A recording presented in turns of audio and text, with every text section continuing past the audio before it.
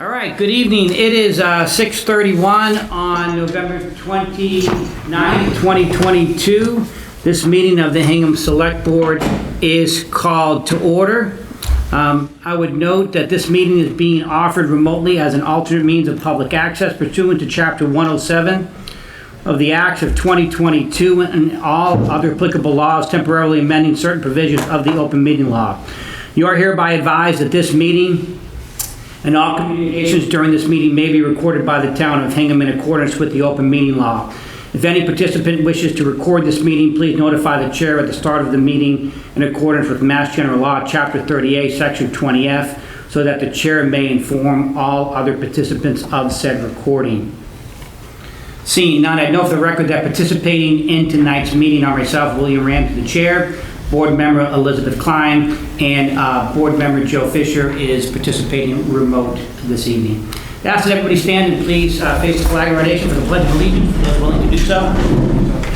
I pledge allegiance to the flag of the United States of America, to the republic which stands, one nation, under God, indivisible, with liberty and justice for all. Thank you. Next item on the agenda is the approval of minutes. I believe we have one set of minutes to go over tonight. I wanted to see if everybody's ready to act on those minutes. Liz, you ready to move? I am. Joe, you ready to proceed? Yes. With that, I take a motion. I'll make a motion to approve the minutes dated November 15th, 2022. And I would second that motion. All those in favor by roll call, Liz? Aye. Joe? Aye. And I'm an aye as well, the motion carries. Next item on the agenda is a discussion and potential vote to authorize the town administrator to approve the acceptance of gifts and expenditure of funds by the Hingham Commission on Disabilities, and I believe Art's going to walk us through this agenda item. Yes, thank you, Mr. Chairman. What I've included in your agenda packet is a brief overview of what we're requesting for your consideration. And that is to grant the town administrator the delegated authority to approve grants received as well as expenses incurred by the Commission on Disability. Currently, the Commission on Disability gains funds for handicap parking fees and gifts, which are deposited into separate accounts. Last check, the total deposited funds were a total of about $600. While small in value, are obviously very important to the work and mission of the Commission. Mass General Law does state that the Commission may accept gifts subject to board approval. Mass General Law also indicates that select board approval is necessary for expenditures. Given the small dollar values of potential gifts as well as expenditures, we're asking for delegation of authority to the town administrator to essentially simplify and streamline the process. Take those very small dollar expenditures or gift receipts off of your agenda and allow us to work directly with the Commission to put the funds together and advance their mission. There's a little bit more to it than that, but I think those are the high points. And I can tell you that I work closely with Tom as well as John to define some procedures internal to be sure the funds are used in accordance with the limitations set for each fund. Great. Art, well, a couple preliminary comments. I know that the commission has been, first of all, has been doing some great work for our community since its inception. So my thanks to Diane and Stephanie for their leadership of the commission and the great work that they've been doing. And I know that they've been waiting patiently to get this this account up and running. So thank you, Art, for the work you did to make this happen. So this would allow them to fundraise and to have an account set up to put money into the account. Is that correct? To raise funds for a gift account as well as to access handicap parking fees, which are collected against violations of handicap parking spots in town. Great. Excellent. Thank you. Liz, do you have any questions? Not really. I was going to ask about the fundraising component. There are no limits on the fundraising activities they can do, right? I'm not aware of it. No. Okay. Okay, great. No, I think this is great progress. I know the commission has been working hard and have set their goals for the year. So I'm excited to see this, and I think this will enable them to be able to act quickly and execute their mission. Joe, any questions for Art? No, I think this makes a lot of sense given the size of the gifts typically over town and the expenditures that have been made. Actually, this is a question for our town attorney. Does this motion that's being proposed also apply to the receipt of real property as a gift? I'd have to look at the statute, Joe. I apologize, I don't have it in front of me. I don't know if I... No, I mean, what the statute says is the commission may receive gifts of property, both real and personal. And so the statute provides for the acceptance of real estate, provided it's approved by the select board. And I didn't know whether or not the intention here was to allow a gift of real property to be accepted without the requirement that the select board review it. We could limit it to gifts of personal property and funds if we want to be specific. I think that makes the most sense. Yep, agree. For the record, I have no interest in accepting land on behalf of the board, so, you know. And I think it would be unlikely the Disability Commission would accept real estate. I think they're not in that business. I think it would end up going to another town department. But Right. I would recommend, Joe, based on that we just amend the motion to say, receive gifts of personal property and funds. Yeah, great. Thank you. Thanks. And I see that Stephanie Gertz, the chair of the commission, has zoomed in. Stephanie, would you like to add anything? Art presented the agenda item, but do you want to add anything on this item? No, I'm sorry I came late. I thought we were later in the agenda, but it sounds great. Thank you. I didn't hear the beginning part of the discussion, but I trust you all. Excellent, thank you. It went very well. It's going very well. Thanks, Stephanie. All right, would any members of the public, does anybody have any questions or comments regarding this agenda item? All right, seeing none, I would take a motion. I think I have it. Okay, all right. Excellent. I'll make a I'm sorry, go ahead, Liz. I'll make the motion, Joe, unless you have something else to add. No, you're going to make it as amended, as we just discussed. Yes, I'll do my best. I'll make a motion that the select board hereby votes to allocate all funds received from fines assessed for violations of handicap parking to the Hingham Commission on Disabilities under Massachusetts General Law, Chapter 40, Section 22G, and further votes to delegate to the town administrator pursuant to Section 2C of Chapter 263 of the Acts of 2016, the authority to act on its behalf to approve the receiving of gifts of personal property and funds by the Hingham Commission on Disabilities under Massachusetts General Law, Chapter 40, Section 8J, and to approve the expenditure of funds by the Hingham Commission on Disabilities under Massachusetts General Law, Chapter 40, Section 8J, Massachusetts General Law, Chapter 40, Section 22G, and Massachusetts General Law, Chapter 44, Section 53A, and all other applicable laws. And I was, Second that. excellent. All those in favor by roll call, Liz? Aye. Joe? Aye. And I'm an aye as well, the motion carries.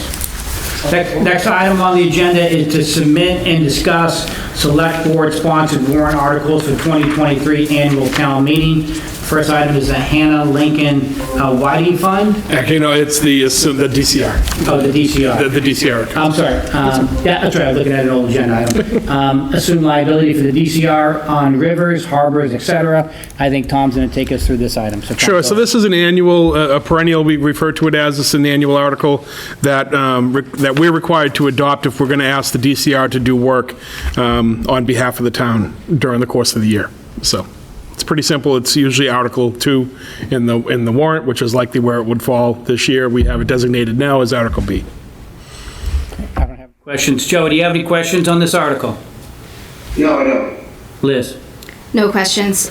Do any members of the public have any questions on this agenda item? Seeing none, I take a motion.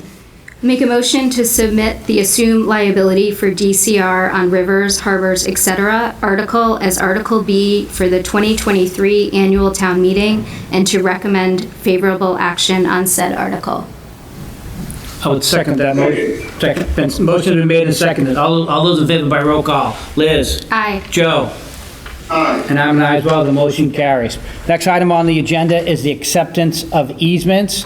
And Tom, you're going to take us through this one as well? Sure, this is a second warrant article. This is designated as Article L, the acceptance of easements. And this is, again, an annual perennial article where the town has to have town meeting approval to accept easements that may arise during the course of the year, based on work that the town may be doing in the course of any given year. So we have town meeting approve this article every year so that during the course of the year, when something arises, we're able to move forward without delay or additional expense to the town. Thanks. Liz, any questions? This is the same language as last year? Yes. Okay, no questions. Joe, any questions? No questions. Do any members of the public have any questions on this agenda item? Seeing none, I take a motion. Make a motion to submit the acceptance of easements article as Article L for the 2023 annual town meeting, and to recommend favorable action on said article. Second. All those in favor by roll call. Liz? Aye. Joe? Aye. And I'm an aye as well, the motion carries. Next item on the agenda is an extension of Hingham Senior Means Tested Property Tax Exemption. I think, Tom, you can start off? Michelle. We'll turn it over to Michelle. Sure. So this is not a perennial warrant article, this is a new warrant article. If you recall, the board heard from our director of assessing at our last meeting about the success of the senior means tested property tax exemption that the town put in place a few years ago. This was originally a warrant article in annual town meeting 2019, and it took a little bit of time for the special legislation to go through the state legislature. That was enacted in January of 2021, but that legislation had an expiration in it. So if the town doesn't act this spring, our senior means tested tax exemption will expire after 3 years. So we need to decide this spring if we'd like to continue it. And the article in front of the board tonight proposes basically to remove that expiration date and allow the exemption to continue indefinitely unless town meeting takes some other action in the future. This is the second year that we've had this exemption offered to our seniors. We are able to greatly increase the number of people who participated in our second year, and we're hopeful that we'll be able to continue to increase participation going forward. Excellent. And this is follow-up on the discussion we had, but 2 weeks ago, correct? It is. So this would be submitting special legislation to amend that legislation to allow this exemption to continue going forward. Thank you. Joe, any questions? What is the maximum exemption that currently applies in Hingham? It's based on the state circuit breaker each year. I believe it's $1,170 for this fiscal year. Got it. No other questions? Liz, any questions? So this article would remove the expiration, and then we don't have to vote on it every several years, right? That's right. This would be it, okay. Right. Okay, no other questions? Do any members of the public have any questions or comments on this agenda item? Seeing none, I take a motion. Make a motion to submit the extension of Hingham Senior Means Tested Property Tax Exemption article as Article M for the 2023 annual town meeting, and to recommend favorable action on said article. Second. All those in favor by roll call. Joe? Aye. Liz? Aye. And I'm as aye as well, the motion carries. Next item on the agenda are appointments. I don't believe there are any appointments this evening, so I'd next move to public comment. Do any members of the public have any public comment this evening? Seeing none. Next item on the agenda is a 7 p.m. Joint meeting with the advisory committee and the school committee. So we will stand in recess until 7 o'clock. With that, this board will stand in recess until 7 p.m. Thank you. All right, everybody, good evening. This meeting of the Hingham Select Board is called back into session. It is now 7 o'clock on Tuesday, November 29th. I previously read this language but because John Coughlin is here and I don't want to get in trouble, I'm going to read it again. This meeting is being offered remotely as an alternate means of public access pursuant to Chapter 107 of the Acts of 2022 and all other applicable laws temporarily amending certain provisions of the open meeting law. You are hereby advised that this meeting and all communications during this meeting may be recorded by the town of Hingham in accordance with the open meeting law. If any participant wishes to record this meeting, please notify the chair at the start of the meeting in accordance with Mass General Law, Chapter 38, Section 20F, so that the chair may inform all other participants of said recording. I also noted this earlier, I'm going to note this again for the record. Participating in tonight's meeting are myself, William Ramsey, Chair, Board Member Elizabeth Klein, and Board Member Joe Fisher is participating remotely. So with that, I will turn to the school committee. I think, Michelle, if you want to call your board to order tonight? Yes, thank you. I will call to order the meeting of October 29th of the Hingham School Committee, adopting the same language as Chair Ramsey's select board meeting. Excellent. And George? And I will call together the advisory committee meeting of November the 29th and adopt the language read by Chair Ramsey. All right, next item on the agenda is a transition to joint session with advisory committee and school committee to hear and discuss a presentation by town officials and town council on the process and procedures for placing an override before voters on town meeting and town election at the following location and Zoom meeting ID. The meeting information is posted on our agenda this evening. Now, this meeting tonight, the purpose of the meeting is just to talk about the process and procedure for an override. I know that I've received quite a few questions on how the process works. I'm sure we all have. We haven't had an override in Hingham since we opened and staffed the East School. So there's a lot of questions out there about how it works, what the procedure is. So we wanted to make it clear, what the process is. So we're not going to talk about the numbers, the figures. That's going to be for later discussion. It's not going to happen tonight, but we are going to. We do have the benefit of having town council with us, John Coughlin, who's going to explain a lot about the legal part of an override, and I wanted to just get it out there and answer anybody's questions about how an override works. So with that, let me turn it over to Tom to take it from here. Great. Thank you very much, Bill. So welcome everyone to our joint session on process for this coming budget season. I feel like I say it every year, boy, this budget season is going to be a tough one. We've said that each of the last 3 years. So eventually it'll become a normal one again, but maybe not this year. So like Chairman Ramsey just said, this is really a budget process discussion. We have to understand the process is going to be complicated. There's going to be a lot goes into it over the course of time, and both Michelle and John will walk us through some of our local process, what we do, as well as John will cover a lot of the legal requirements and the legal authorities that basically authorize everything that we do here locally anyway. So it'll be a good conversation. I just wanted to note that I do envision that there will be other discussions, joint or otherwise, as we get through the process to talk about numbers and really start to flush out what the budget is going to look like. But I'd remind everyone it's still November. There's a lot to do for sure, but it is November. So we want to make sure that we remember we're usually into the numbers in January and later than that. So just bear that in mind as we go through. Two other quick things I wanted to note. Well, I guess one other quick thing I want to know. I do think that it would be best, and Michelle can walk through this, but if we hold there's a big group here, and they've got about 35 slides to get through, about half hour or so to get through that. Might be best if we walk through the whole thing and then take questions at the end. Might be the best approach. And I think that was everything I wanted to say. Great, thank you, everybody. Good evening, everyone. I'm Michelle Monseguer. I am the Assistant Town Administrator for Finance, and John and I will be taking you through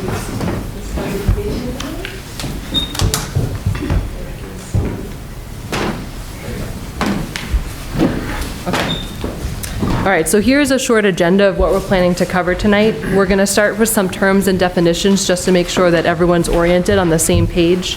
We'll take a quick look at what other communities in Massachusetts have been doing for overrides in the past few fiscal years.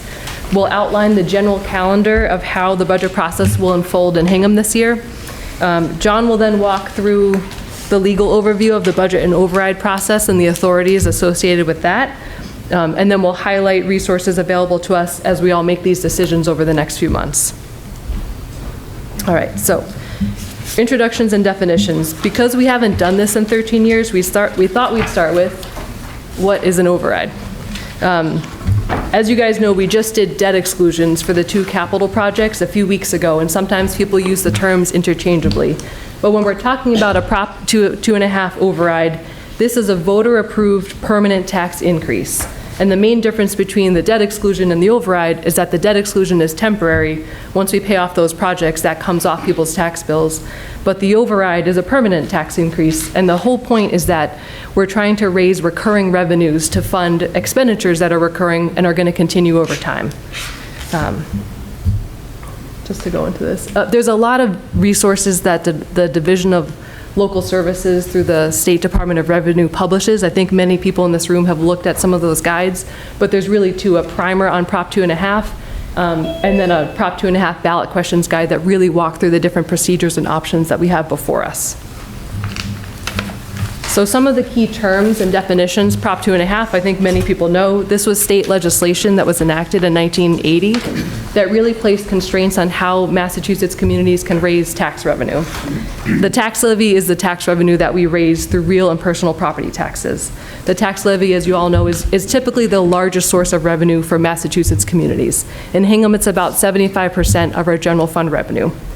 Prop 2.5 really places 2 types of limitations on our ability to raise property taxes. The first one is the levy ceiling. This is 2.5% of the total full and fair cash value of all the taxable property in town. For Hingham, that's about $200 million. It's more than double a tax levy, so it's not something we really worry about just because we're not even close to bumping up against that. So we don't really worry about that one. But the other one, the levy limit, is something that many towns bump up against every year. So Prop 2.5 also sets up a maximum amount a community can levy on an annual basis, and they cap that growth at 2.5%. So that's something, there's a few ways to get around that. One of that is new growth. We talk about this a lot. This is basically new additions to the tax base in town. So think of a new building built in the shipyard, or think of an addition that someone puts on their home or a renovation to a business. That's new tax revenue that we're able to capture. So that we're allowed to do above the 2.5% increase on an annual basis. But the other way is through an override. And really what we're talking about in an override here is, so as we go to put together the FY24 tax levy, as we work on our financial forecast, we're going to start with this year's levy limit as the base. So FY23, what we're able to raise through the tax levy.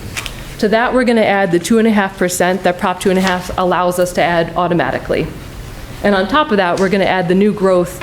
We get some estimates from our assessing department, our building department based on building permit activity, and our planning department, and we make an estimate about what we think will come in new growth for the coming fiscal year. But in a normal budget year, our FY24 tax levy would then be kind of at the top of this new growth green bar. What we're trying to do this year is also do an override on top of that. So it's an additional increase on top of the normal amount. And if you look at the bracket, these top 3 bars end up becoming the base for the next fiscal year. So in FY24, if we're successful this spring, when we then go to put the FY25 tax levy together, we're going to take that whole total new amount, that becomes the new base, and that on top of that we can add the 2.5% and the new growth. So that's how it gets built in going forward, and that's why this is all about raising recurring revenues going forward so that we can support things that we need on an annual basis. We also wanted to look at what other communities have done overrides recently in Massachusetts. We know we're not alone. This is a tool that Prop 2.5 built in when that legislation was passed in 1980 because they knew that 2.5% wasn't always going to cut it for many towns. So we wanted to just kind of look at the COVID and post-COVID landscape for the last few fiscal years. So we focus on FY20, through FY '24. You can go back farther. There's a whole bunch of data in the DLS Municipal Data Bank. You can literally look up this information for all over 300 towns in the Commonwealth and kind of see who did what when. But just looking recently, there were 47 communities in the last few years who did a total of 84 overrides. And what this shows you are the ballot votes. So 79% of those override questions won. They were successful. And 21% of them failed at the ballot. We have one footnote here about one that won on the ballot but didn't make it through town meeting. So this is a two-step process, and John's going to walk us through more of that. We also wanted to look at who did the biggest overrides within this group in the last few years. So if you look at just the top 5 overrides by amount in that time frame, FY20 through FY23, Winchester was at the top. Shrewsbury and Winchester did 9.5 and 10 million respectively. Then you have Norwood, Arlington, and Melrose coming in the $5 to $6 million range. We were able to talk to, so Tom, George, and I spoke with Shrewsbury, Norwood, and Arlington we talked to the town managers there about their process, about how they kind of inform the community about this. Some of them also did debt exclusions, like large capital projects at the same time, just like we did a few weeks ago. And then we've also taken a look at, and I think we've distributed that to everyone here, just some of the materials that they used to talk to the public about this, that they used to explain the reasons for the override, FAQs, and we're going to have to think of documents that we want to put together for Hingham as we move into the spring as well. But we thought it was just helpful to know the universe that's out there, and all these other communities are resources to us as well. So what is this process going to look like for us over the next few months? We wanted to put together kind of a general budget calendar for what's going to be a complex budget year. All right, so we're already in the middle of it. So beginning in November, we're already working on putting together the municipal and education budgets. Those are kind of the preliminary drafts before we then bring it to initial hearings with the select board, with the school committee and their subcommittees, and eventually the advisory committee as we start to kind of everyone's reviewing the initial requests coming from the various departments. There is a deadline in our bylaw of January 20th that all the warrant articles have to be submitted and inserted into the warrant by then, and that would include Article 6, which is typically our budget article. But January and February this year is really going to be probably the bulk of the conversations where everyone's reviewing and revising all of these proposed budgets for the municipal and school departments. And that's where we're going to talk about the potential reductions and or additions with different override options that the town will be considering. March is kind of, mid to late March is really like the end of the process. We have to have everything decided and wrapped up by then.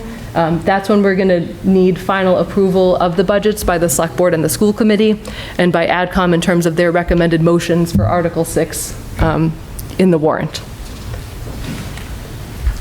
There's also at the end of March, this is kind of built off the warrant printing schedule in town, but by March 23rd or 24th, we need to send that warrant off to the printer to make sure that we can deliver it to Hingham households on time. But also March 24th is the same deadline for the select board to submit to the town clerk the override questions for the ballot. And again, John will get into all of this stuff in more detail, but those are kind of the hard deadlines. March 24th, we have to have our whole plan hammered out by then.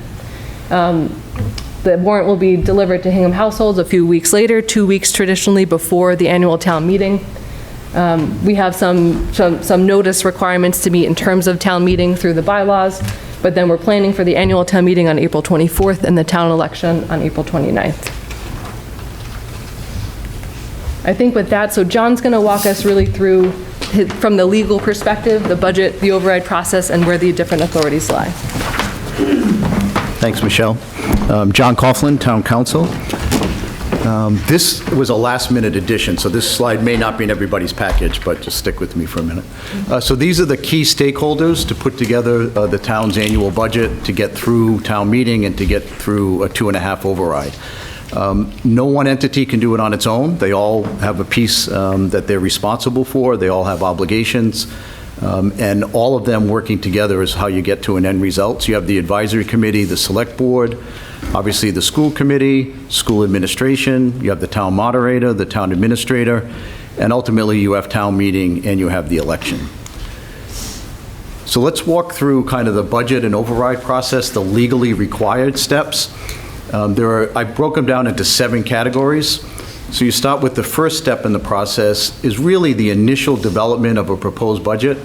So on the school side, the school administration, the superintendent, their team, Aisha and everyone else is putting together their education budget.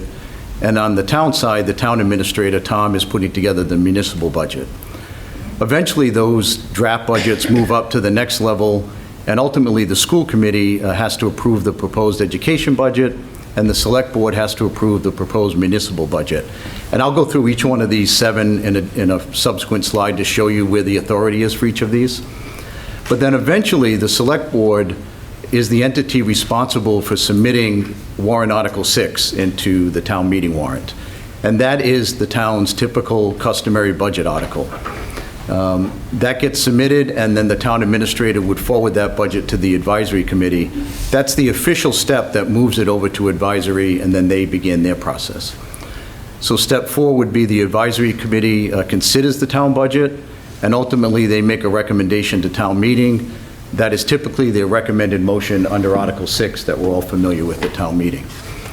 The select board then in this process would have to vote to place the Proposition 2.5 override question on the ballot. The select board is the only entity that can put the question on the ballot. They choose the type of question, and they choose if a question goes on the ballot at all. Town meeting then takes up the budget. They make the appropriations at town meeting. Typically in this process, and I'll show an example later, they would do contingent appropriation subject to approval at the town election. So typically, we should adopt a balanced budget, and then we would have contingent appropriations subject to a later election ratification by the voters. And then the final step in the process is at the annual town election. We could also do a special election, I'll get into that, but typically at the town election, the voters would consider the 2.5 override question and either vote for or against it. So those are the basic 7 steps. So let's go through each one. Let's start with the school department. They obviously are in a different category, so they put together their own budget. The school administration would be putting that together now. And then on the town side, the town administrator is developing the proposed municipal side of the budget. Where does that authority come from? The TA Special Act, which is something that passed a few years ago, that act, and I'm not sure everybody realizes it, but that act really has the force of a charter in Hingham. So when we adopted the Town Administrator Special Act, Hingham does not have its own charter, but by statute, that special act becomes the town's charter. So we have to look to that act for the process to follow, and under section of that act, it says notwithstanding any general or special law or bylaw of the town of Hingham to the contrary.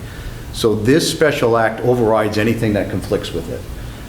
And under that special act, the town administrator prepares, develops, and assembles in a timely manner the town budget for non-school departments and accounts.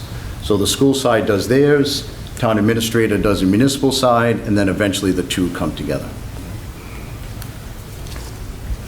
So on the school side, ultimately, it's the school committee that has the final authority, and there's a few statutes on that. So Chapter 71, Section 37, the school committee in each city and town has to review and approve the budget for the public education district. So in Hingham, we obviously have a school committee, and they're responsible for approving the budget. Also under Chapter 71, Section 38N, the school committee is required to hold a public hearing on its budget. As part of their process, there's an advertisement that goes along with that, and that's something that they'll be doing separately as part of their process.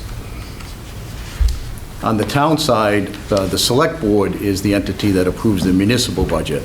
So the town administrator puts it together, but then he submits it to the select board, and then the select board can include any alterations, and they can also incorporate anything they want into that budget.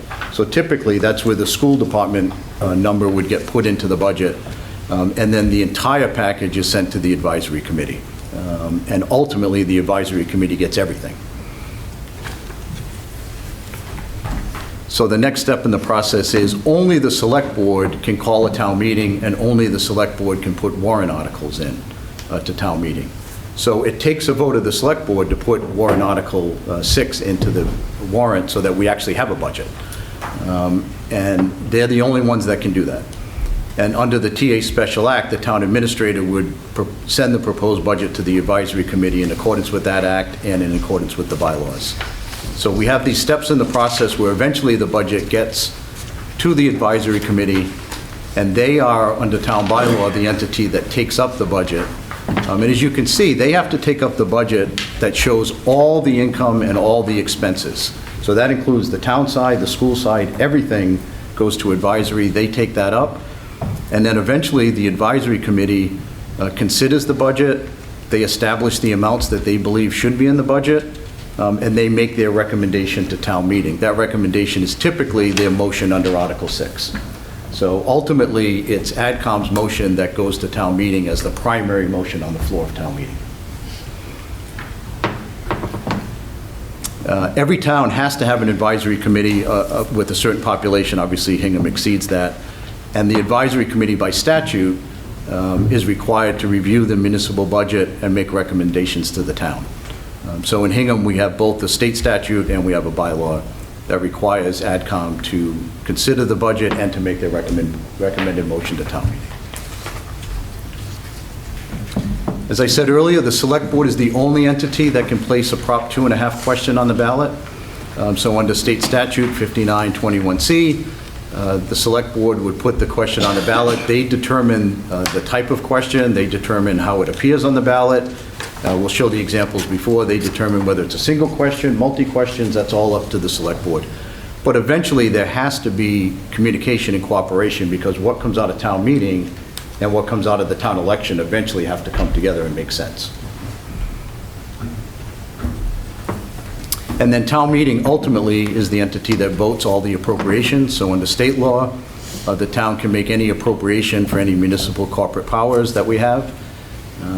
And the vote of the legislative body, which is town meeting, also establishes the school department budget. All town meeting can do is set the total amount of the school department budget. After that, it's entirely up to the school committee how those funds get spent, but the top line item is set by town meeting. This is an example of what a question would look like on the ballot. This is just one example. But this would be an example of what the Select Board could put on the town election in the spring. This is a single question, not a multiple or tiered question. So this simply asks, will the town vote to add additional funds in real estate and personal property taxes for a specific purpose? And I'll show you another example in a minute. And then if the voters vote yes, it's a majority vote, then that vote passes. And then the town is authorized to raise that revenue under Proposition 2.5. So let's just go through some key components in the budget process. The first one is not legally required, but I wanted to put it up there. Since this is a process where multiple boards and multiple town officials all have to get to an end result, a lot of towns use what's called MOUs or financial management plans. Hingham did something similar, if you might recall, back in FY21. It was basically a document where AdCom, Select Board, and School Committee all joined together. They signed a document agreeing about how the budget would proceed, how they live within their means, all of that kind of stuff. I would recommend we do something like that going into this year. It's the only way you're going to be able to control how the money is allocated, and then how each part of municipal government is going to live up to their obligations going forward in future years to live within this 2.5 override if it passes. Again, the Select Board has the sole authority to determine the override question format and place it on the ballot. The budget appropriation at town meeting, Article 6, is a majority vote, and the override ballot question is also a majority vote. So no 2/3 vote in this process. It was 2/3 back when we did the debt exclusions, but that's because it was a borrowing article, and that's what mandated a 2/3 vote. So let's take a look at the most recent example from Hingham was in FY 2010. This is how Hingham handled its last 2.5 override. So what they did was, we're all familiar with Article 6, where we do all of the line items in the budget and we get to a total. The way Hingham did it last time is they did Article 6, they got to a total, so that was their base budget. And then at the end of Article 6, they added on the additional requests, and they plugged in where those funds would go, and then made that contingent upon approval at the ballot. So the top square on this slide shows the additional items that were added into the budget contingent upon a 2.5 vote at town election. This was entirely a school department override, not a town override. That's why everything's listed under the schools. And then the question at the bottom was a single question: was the town authorized to raise the additional 1.1 million for that purpose, yes or no? So you have a base budget that's balanced, and then you have the contingencies on top of it, and then town election either votes yes or no on those contingencies. If the ballot question failed, none of those expenses would have been included in the budget. You go back to the base budget. So let's look, I want to give a few examples of how you can do an override. There are numerous combinations, but let's just go through some of the basic ones. The most obvious and the easiest, and I think the way most towns do it, and the way Hingham did it in the past, was a single question. You know, should the town add an additional amount in real estate and personal taxes for the purpose of funding budgets of the town and the schools for the fiscal year? That's the easiest, most obvious one. An example of one that was just done recently, the town of Shrewsbury at the bottom in FY22, they did it the exact same way. They did an override for $9.5 million. And I believe that one passed. Yep. So this is a very simple example of how you would add to both the school and municipal budget, put it into one question, town meeting would vote, then town election would vote, and if it passes, then you have a final budget. There are also other ways to do it if you want to get creative. This is one called a menu override question. So what you would do is different questions for different purposes. So for this one, these are just examples, but you could do $250,000 for the fire department or $250,000 for the library. These are standalone questions. If they pass, then that money gets allocated to that department. If they don't pass, then it fails. So you could have menu items if you want. And again, that's up to the select board. They're the ones who place the ballot question on the town election. Another way would be what they call a pyramid or a tier override question. This one is, the purpose is the same, but the amount is different. So this gives the voters choices. Do you want to raise, so I'll start at the bottom, for example. Do you want to raise an extra 250 or an extra 500,000 or an extra million? And the voters could vote on all three of these questions. Whichever one gets the highest, whatever one passes with the highest number becomes your levy for that year. So you're authorized to raise revenue up to that amount and raise taxes up to that amount. Then it's up to town meeting to have appropriated it, but whatever the highest number, that's what sticks.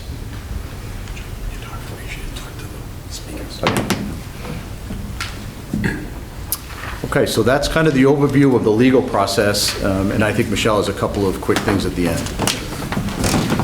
Thank you, John. So we just wanted to highlight some of the finance resources and tools that we'll all have to help us make these decisions over the next few months.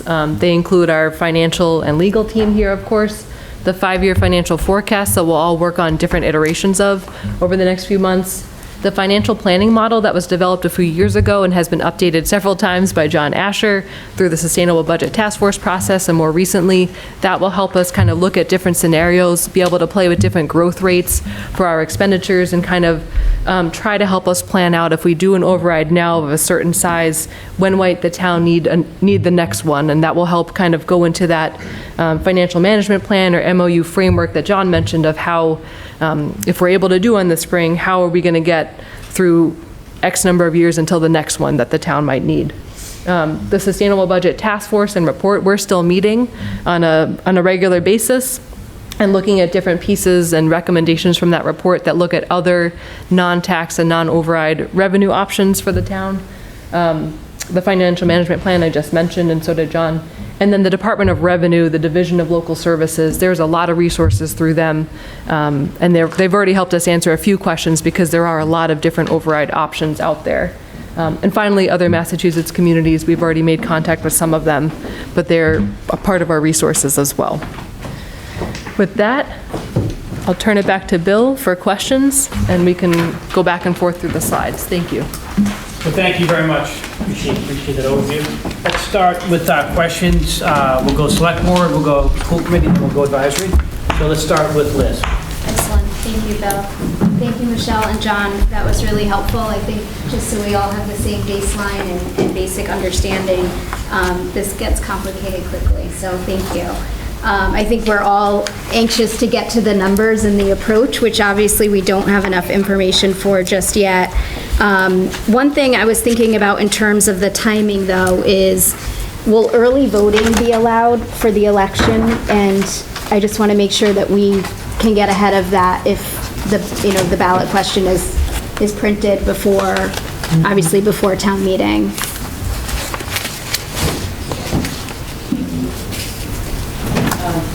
The deadline to submit the questions for the ballot come in March, and so I think if early voting is allowed, I'm not sure, we can check with the town clerk about that. Okay. The ballot would have already been finalized, so we kind of ran into the same thing with the debt exclusion this fall, but Right. because you have to submit it 35 days in advance of the election, it was ready in time for the early voting as well. Okay. Right, and I also think, don't forget, we're doing this because we want to be on the regular town election Yes. schedule.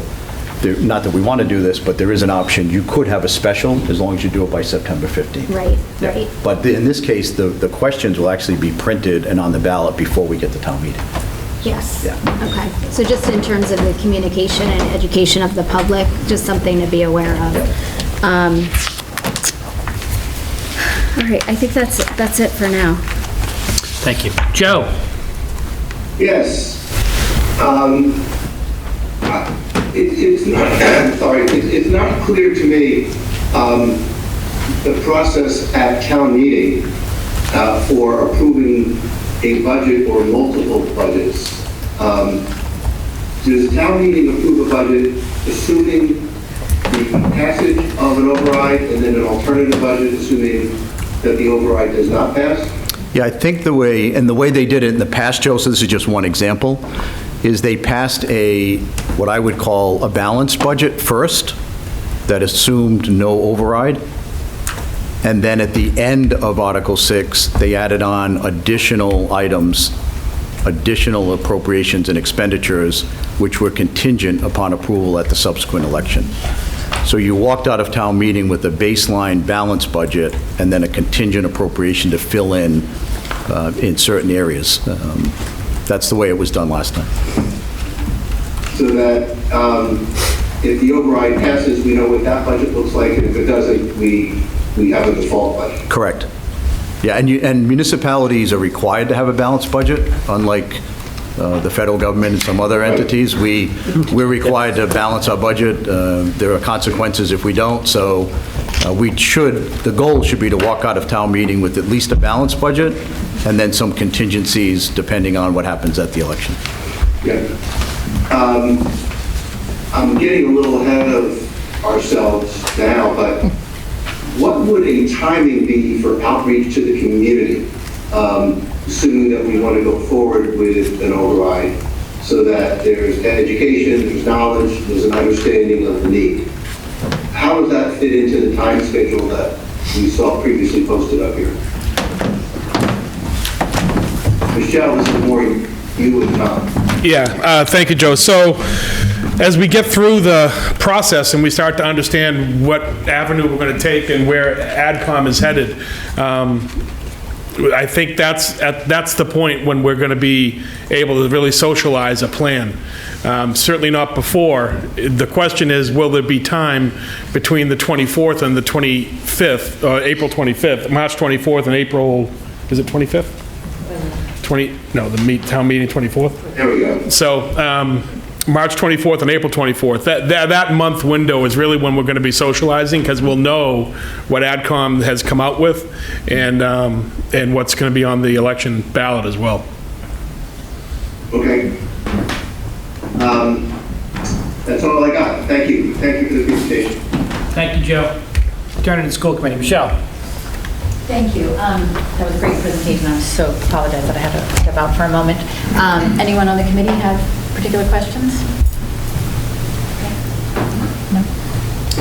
Then we're good. All right. George?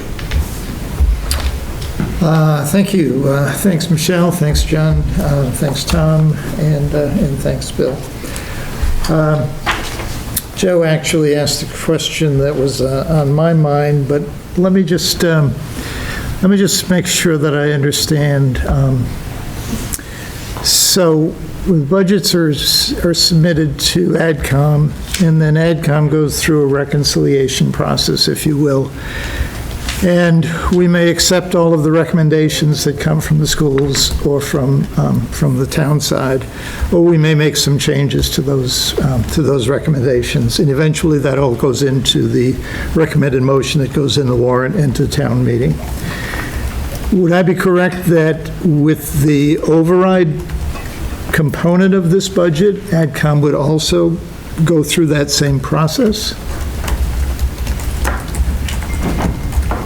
Yeah, I think AdCom would have to take all of the proposals, including the baseline budget plus the additions, and make a recommendation for or against all of them. Okay, or move things around within either one, or... Ultimately, it's your motion, so at the end of the line, you take all the information that's been provided, you put it together in your Article 6 motion, Right. and then that's what gets presented as the main motion. It can be amended on the floor, but that's Sure. the main motion. Okay. Okay, one other question in terms of advocacy. Would so AdCom's procedures say that we do not take a position until after we vote. So AdCom could not advocate either for or against the override until after we vote.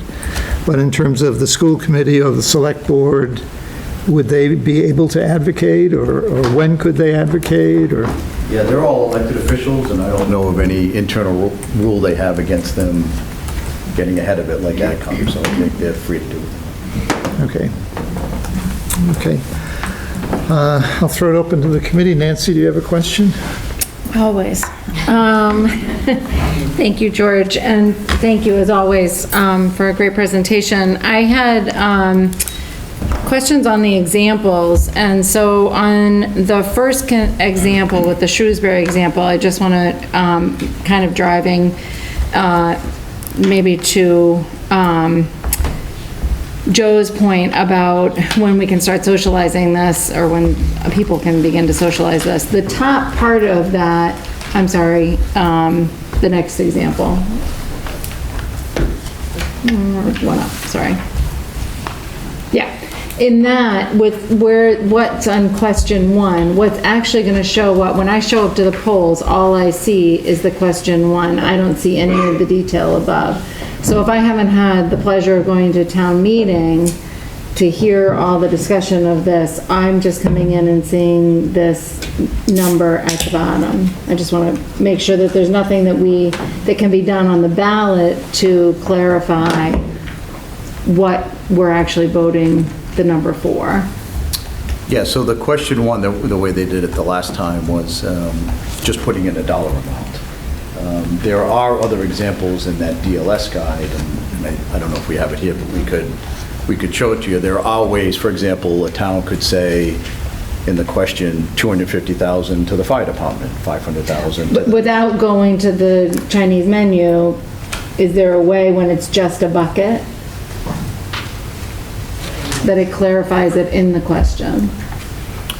You're talking about the question at the bottom? In other Right. words, the bullets, John, the 6 bullets. So I'm in this Can that case be in of the saying that we're gonna raise taxes I think so. 1.1, which includes 888 for school salaries. You'd have to and break blah, it blah, down, blah. you'd have to break it down into each one of those But line that items. could be on the ballot. Could be, yes. Okay. Yep. Okay. And that's good where you to- see some towns will do it. This is not the same example, but you'll see some will say 250 for police, 250 for fire, 100 for the library. They list it all out in the question, similar to the way it would have been at town meeting. And you're still not voting on each individual one, you're It's a voting in package. So totality. that's where it can get a Excellent. little confusing, because people will look at that question and say, oh, I like that one, but you can only But vote not yes or that no one. at the bottom, so. Unless you do, go to the other example, unless you do the, keep going, unless you do the menu. Right, You could which- literally have which is 12 a different- questions. that's which is a I mean, different question. The Yeah. issue with 2.5 is there's a lot of different combinations as to how you can get to the same result. So, you know, you can do the menu, you can do the single question, you can do the pyramid tier. So you really have to decide which approach are you going to take, and that ultimately is the select board's decision. But you really have to be clear with the voters what you're asking for, so you don't Okay. create confusion. Right. And then if I might, okay, my second question is, related to the fact that, you know, we're going into these budget discussions with not an insignificant starting point deficit. So I've heard in the past people talk that discussion and I'm not sure if it's in the ballot or in the warrant, is rather draconian in where we would have to say if we don't pass at least, let's call it 5 million for the sake of conversation, the 5 million, this is what gets cut, and that we have to be specific in that. Is that true, or do we just say that 5 million has to come out somewhere? I think the way it's always worked in Hingham is your Article 6 motion, your baseline Article 6 motion is going to have all the we'll have already done that. You would have already, Okay, to get got to it, that got it. balanced Thank you. number, Yep, you I would get have it. made those hard decisions along the way, I think. Okay, And so then the you would add, first then you'd add back presentation in. will already Right, be then- minus the 5 million. Then you'd add back in Got it. either the 5 or the 5 plus if you want extra. But that, you start with that baseline budget, which is already, because you're already starting in a deficit, you'd already have cut line items to even get to that balanced budget right at the beginning. Your original Article 6 motion would be a Right, balance. no, and I'm Yep. just getting myself caught up because of the level services, which is not in fact really Level services includes a 2.5 override. So what you really need to think of is a balanced budget as baseline. Right, No additional tax revenue. then the level services. Then level plus. services, which would be, Yeah. and then there could be another tier, level services plus. But you'd have to start with at least that balanced budget at the core. Okay, thank you. So it could look like this, like we did it last time, just this list here would be some stuff we already have that we're sort of adding back in, and then any potential new things. You could do it the same way, where above this is the balanced right, budget, right. and below is everything subject to. Right, because this the top election. box, this is just an example of the way Hingham did it before, but this top box is really, this is the bottom of your Article 6 motion. Right, this is. So if you looked at the whole book. You already voted the Above original. this was Yeah. was the original budget, and then this was like the add-on at the end. Yeah. Yep, So, perfect. All right, thank you. Tina? I wondered if you could elaborate on the concept of the MOU between the different boards, and then is that something that is presented to the town as well?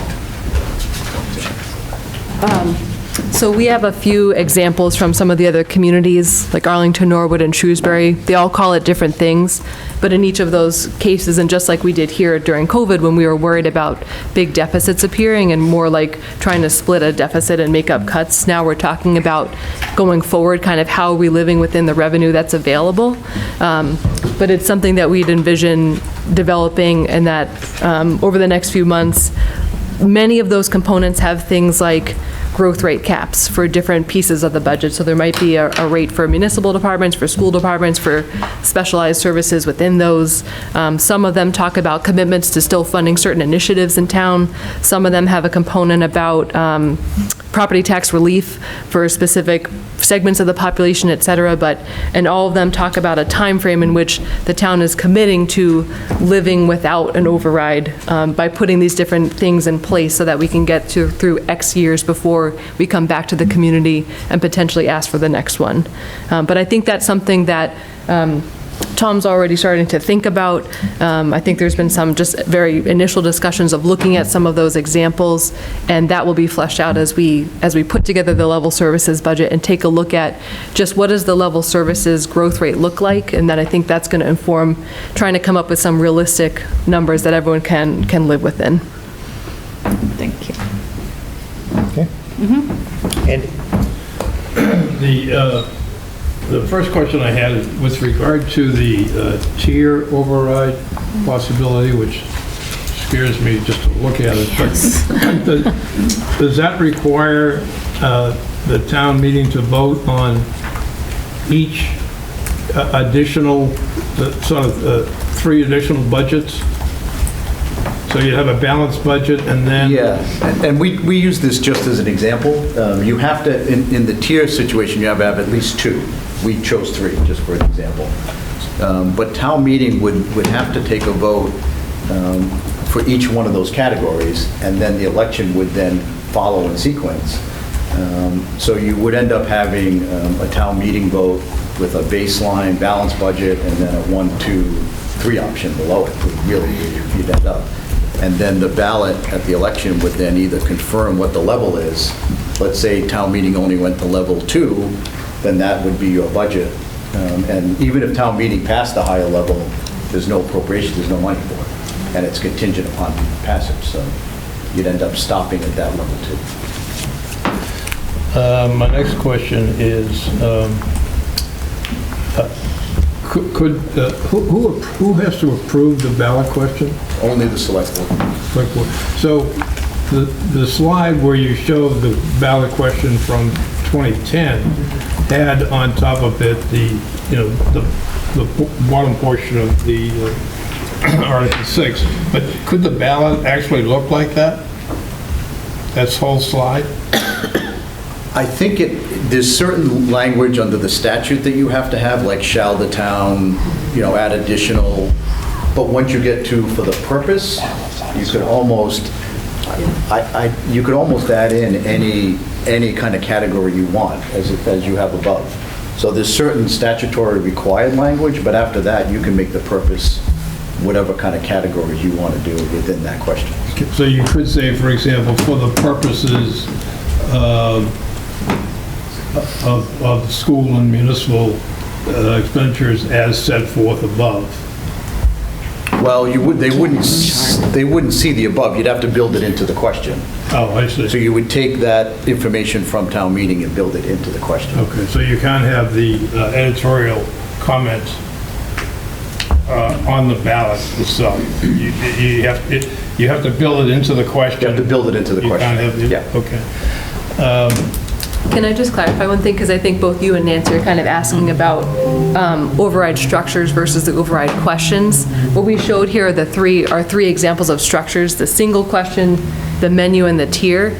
And for these examples, we just use kind of the broadest example from the DLS guide. So they're all just saying, do you want to raise money to fund the operating budgets of the school and municipal departments? But you can get very granular if you look at that guide. So you can do a whole list of each position and how much it is, or each department, or each kind of purpose. It's really, we just kind of picked the highest level, which is what we saw some of the examples of the other towns doing. So there's the structure of those 3 single menu tier, but within that, there's a whole bunch of ways that the select board could choose to get specific or stay broad in terms of the question itself. But remember, even if you get specific and granular within that question, it's a vote yes or no at the bottom. Right. So voters can't say, I like that one, unless you give the menu one, you're stuck with a yes or no for the whole package. Okay. And my final question, I guess, is perhaps for Tom and maybe the school department. Will the departments, I think someone answered this for me before, but I forget the answer. Well, so the question is, will the departments and the school department submit a balanced budget plus a separate alternative budget, assuming an override passes? So what we've done is we've met with all the departments so far. We've got, 2 or 3 left, thereabouts. And we've worked through the normal budget process, the level services with any additional requests that they may have for their departments, just so that they'll put that in as their budget. Then we talk to them about what their departments are able to cut. This is what we did on the town side. I know that Dr. Adams has a process that she's been working through on the school side. And we've talked with each department head about where reductions can be made in their budget to help us meet the deficit that we're seeing in our forecast. So we'll put the balanced budget, Michelle and Art and I will put that together when we present it to the select board. And my understanding is, and what we're intending to do is look at the total budget requested, which would assume an override for each department in the first instance. In the first instance, we will see a level services budget as normal. Right. And then in the January or the February, March timeframe, we will start to see the second set of budgets that Tom's talking to. And Okay, so in our liaison, this is internal business, I apologize. And when the liaisons from AdCom meet with department heads, we need not concern ourselves with the discussions they are having with Tom regarding what if. that is correct. That's right, yeah, you should focus on the level of services and the additional requests. There'll be plenty of opportunity when we get into those conversations in January, February. If you want to hear from a department head about the cuts that our department and the select board have proposed, then you can always have them come in and walk them through what those reductions might have looked like and what they mean to them. Are there any extra copies of these? Tina stole mine. I wanted to. Can I back up for 1 second? Because I'm so sorry. I don't know why my head is not wrapping around this. Tom, I'm hearing you say 3 budgets then. So we'll be presenting you with one budget. So the level services, the additional request Yeah. budget is what you get every year. Right. That's one budget. But it's not, There has to be But that a is an override. statutory, as John said, there has to be a statutory Yeah. balanced budget. Yeah. So that balanced budget has to be prepared as well. We're not going to have that here as you guys start your departmental oh, right, no, hearings I get that, but So- when do we look at it? in January, February, when it's been submitted to the select board, they've approved it and submitted it back to you. Late January. But then don't we end up with 3 budgets? We end up with the balanced budget, we end up with the level services budget, and then we end up So it with an depends, override in budget. part, one of the other decisions that we'll be making as we work with the select board in the first stages is how we want to present, which of the options we feel is the right option to take to town meeting. One question, multiple questions, tiers, et cetera. So we'll be making our determination about what we think is the best way to approach this, and then you'll be presented with that option, and you can alter it as you see fit. So it's, I had the same question. So I'm sorry, just because I don't want to ask this later again, so the level services assumes the override, and then we're looking at the cut to That's get, okay. But So the level I services- understood it was the reverse, we were going to look at, Well, I think what I thought is there was, the level services was like, the level services and the override was on top of that, but you're saying that To keep level services, you need an override. Need an override. I first understand budget we're seeing- that, I'm really clear on. But it's I didn't get that at all. It's the additional on top, I mean, we've got our balanced makes- budget, we've got a level It's not new services budget, but I would be that state funding surprised It could that be a there is an zero. additional adds on top of Right. level services. It could be. But then So that's 3 budgets. But then there's a strategy as to whether you want 3 or you want, Oh, I'm not saying 3 going to town meeting, I'm saying 3 for Yes. these bodies to I think so. Yeah. Because think about in You January. have a balance, you have a level services, and then you have any additions on top of level services. Right. Can I ask on top of that? I thought that when we talked about this, that we talked about meeting with the department heads for their level services and their additional requests. That's just standard budgeting procedure. So that is the budget. That's right. So there isn't an additional, and then let's throw in these few things. No, the additional is, There could be additional. There could be additional. Okay. Well, the additional is that second category you Yeah. just mentioned. Yeah. The level services plus the Service request. plus. because remember, you've got a balanced budget, which is our budget minus $5 million. Then you have level services, which is what you have today. And then there's the ads. But we do that in our budget process that in our every year. process. Yes. No difference. Yeah. Still 2 budgets. Yeah. Yeah. Just saying. Clear as mud. Kristen?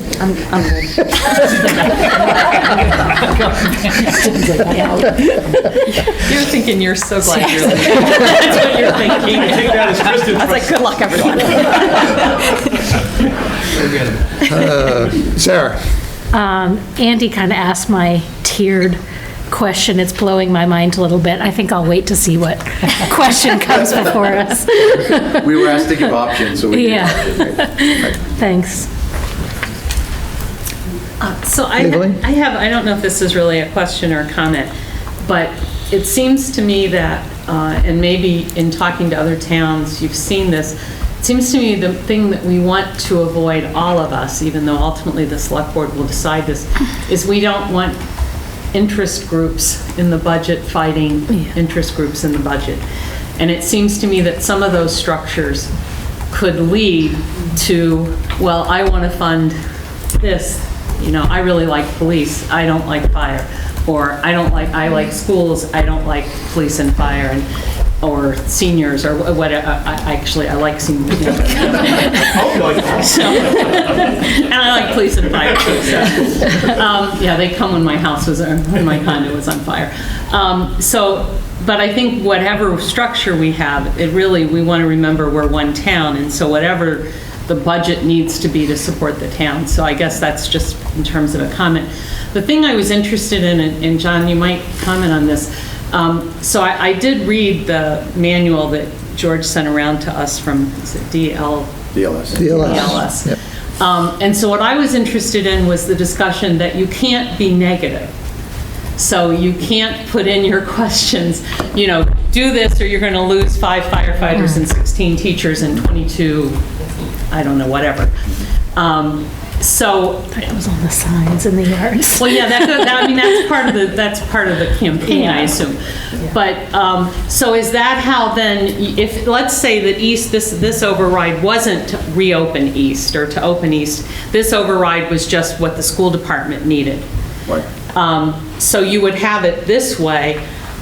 Obviously, the flip side of that is if you don't fund it, you're going to have fewer teachers, fewer whatever. So I just wondered, am I understanding that right? That it's, yeah. But the ballot question and the Article 6 itself can't go into what you lose by virtue of not funding the override. Yeah, Article 6 can go into what you lose in a sense, because that's town meeting. Because it's not there. That's a legislative body. Anybody can get up and talk about, well, here's our balance, let's call it the balanced budget, which is the cut budget, right? The balanced budget is by necessity is going to have things taken out that are currently in the budget now. So you can talk about all of that, but when you get to the question at the election, it really is just about funding whatever purpose you want. It's not about, well, this is the consequence of it. And the purpose can't be a negative. Correct. We're doing this so as to not lose these positions. Correct. DOR wants a objective question that just says, do you want to raise these funds and raise the levy limit? And you can state the purpose, and the purpose can be as specific as you want, but it's just an objective question, yes or no. Thank you. That's all for me. But Article 6 can say anything you want. The comment can say anything it wants. Yeah. I mean, remember, Okay, so in, well, we don't really, well, we don't. you do a comment for Article We do a very Yeah, you do a limited for Article comment. 6. for Article I mean, 6. town comment meeting is for a 6. legislative body, so that's where the debate Well, happens. we do. Do the That's the AdCom. 6-minute speech also. Yeah. And we have what George says at the beginning. Yeah.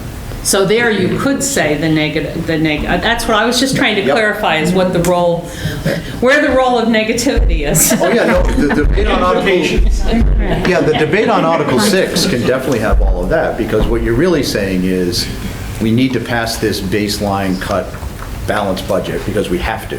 Right. But that's, I assume. But you don't want it. You want the additional. This is the bare minimum, we have to do this, but we really want you to do X, Y, and Z. Right. I mean, I assume that would be the debate. Thank you, that clarifies it for me.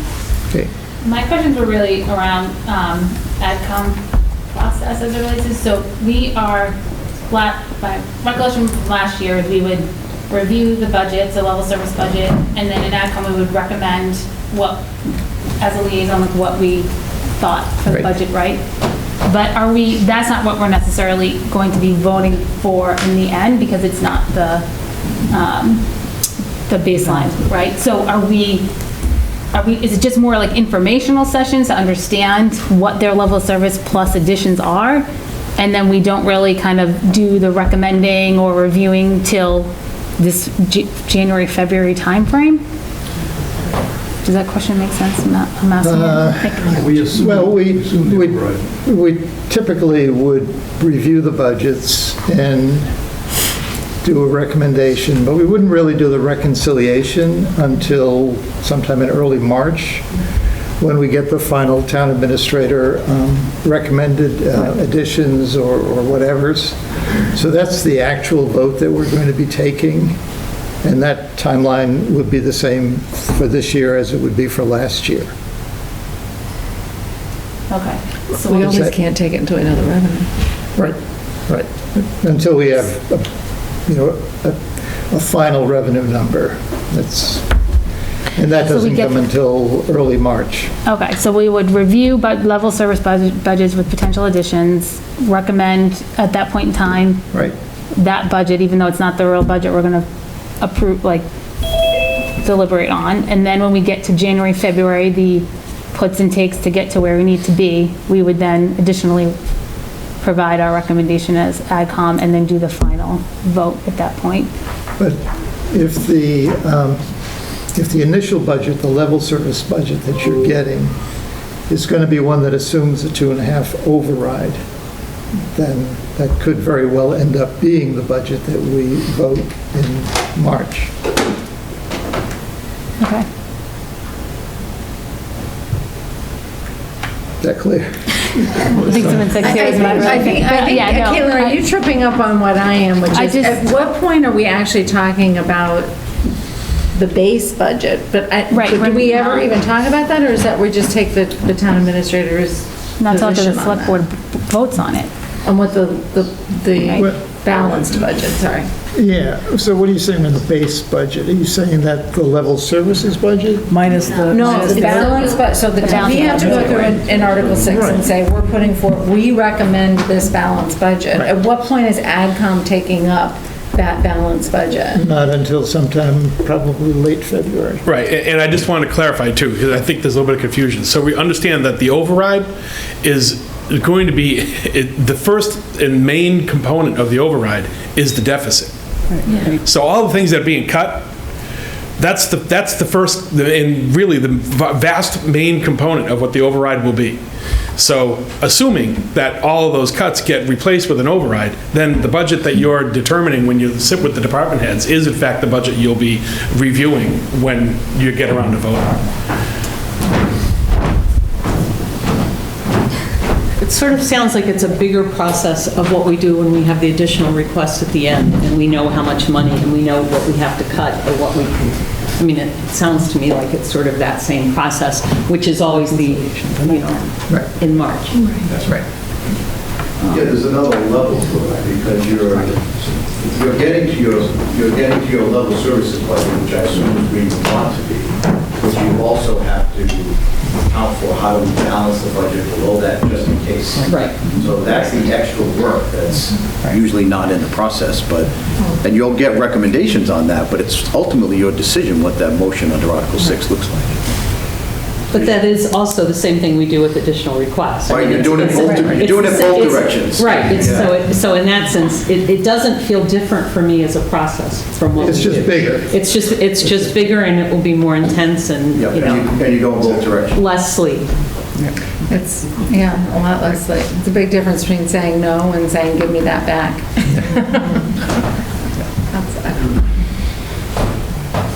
I'm good for now. Okay. Mine is, my question is just back to George. You mentioned when we're doing the review, we might recommend some changes. I understand making the recommendation to the town. I guess it's the recommending the changes. Does that go to then changing the warrant that we're making a recommendation? Where do those, what's the recommended changes? Up to now in the last go-round, we were voting, we're recommending you vote to approve this, as opposed to changes. How does that work? So that's really at the last stage when, we're into March at this point, and we have a budget, we have Tom's recommendation to, for example, last year, we wanted to add, I think Tom had recommended, and correct me, Tom, if I'm wrong here, but a part-time person in DPW. And so that came to AdCom as a recommendation. We add that. And AdCom said, no, we have a deficit. We don't want to add to the deficit. So we said, no, we're not going to approve that. So that was not included in our budget that went into the warrant. in the recommended motion and ultimately before town meeting. Thank you. So that's sort of the process Daveline is talking about. We go through the same process every year. We take a look department by department at the budgets, at any additional requests.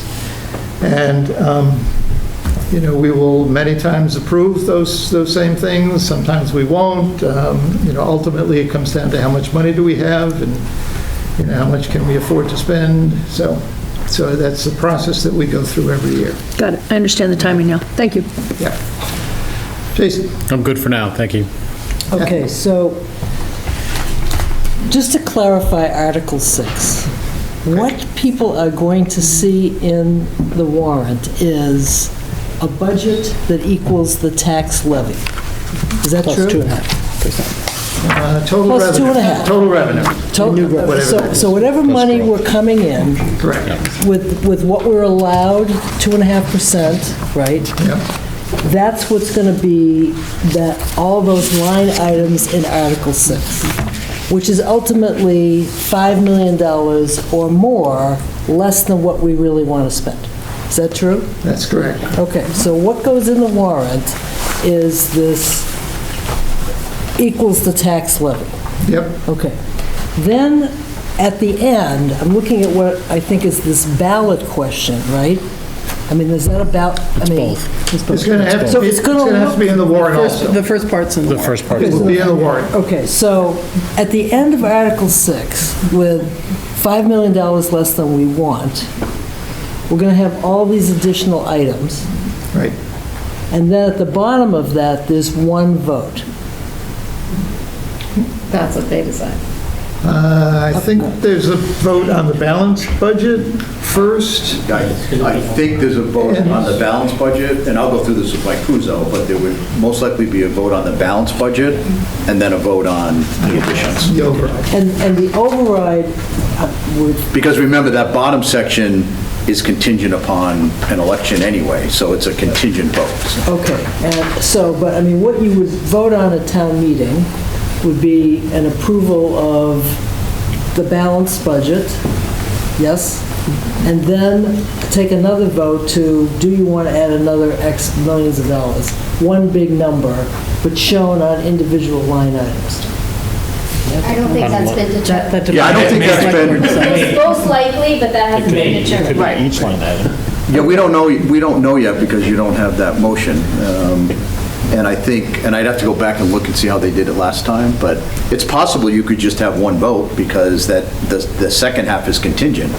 So the big number passes, but if it doesn't pass at the election, then you default back to the lower balanced number. budget. Right. Okay, all right. I guess I'm just questioning this tier vote. I mean, I get it on the ballot. That makes town meeting more complicated because you'd have to have. Right, so, I mean, we're thinking the town meeting is just going to have this one, we'll vote for the balanced budget, and then we've got this other big number that we could add and approve, contingent on it winning at the election, correct? Right now, that's one option. We haven't determined that yet, Kathy. That's what we have to figure out. There's multiple approaches we can take, and I don't want to limit us just now because we don't have all the information yet. Okay. But I will say that might be in the lead. Okay, all right, got it. I head by a nose.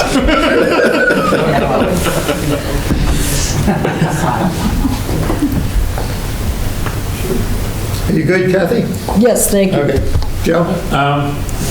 I'm fine for now because of all these great questions that have been asked up to here, so I'm good. Thank you. Okay, I have Al McDonald on the phone.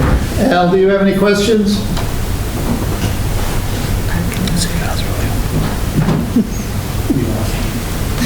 Surely you're late. Might be.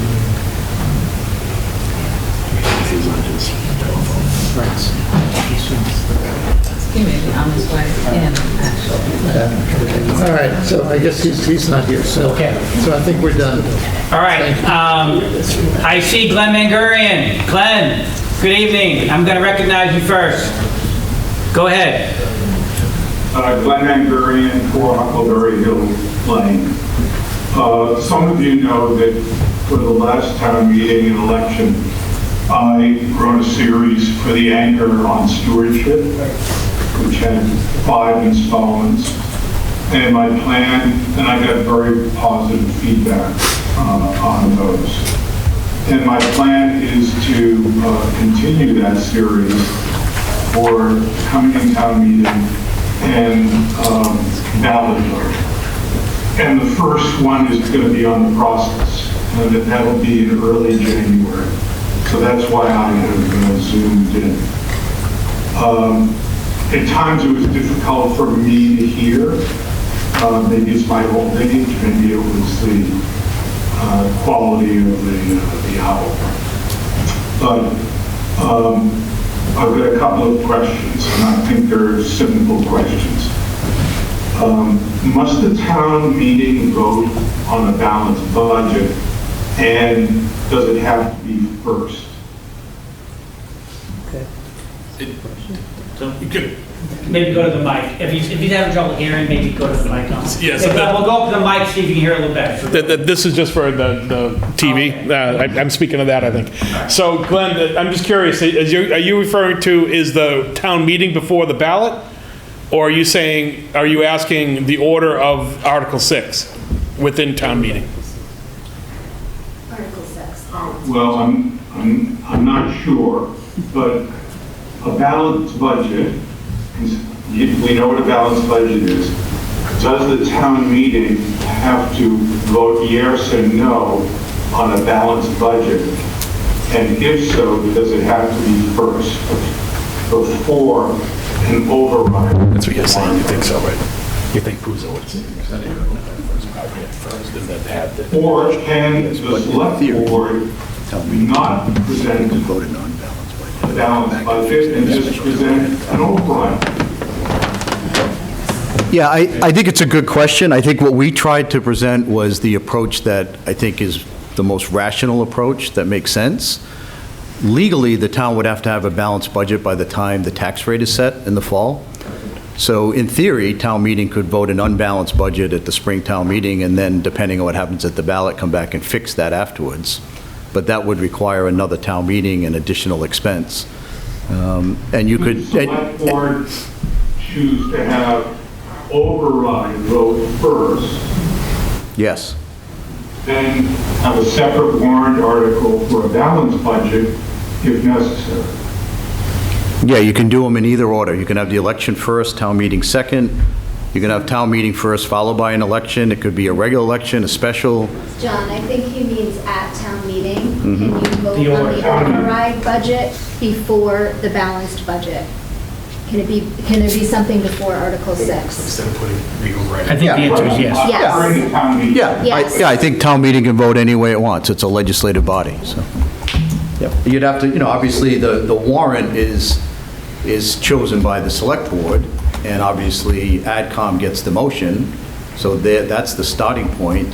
And then the moderator obviously directs the meeting and runs the meeting, so, there'd be an order to it, but in theory, you could do it any sequence you want. So the select board can choose which strategy they want.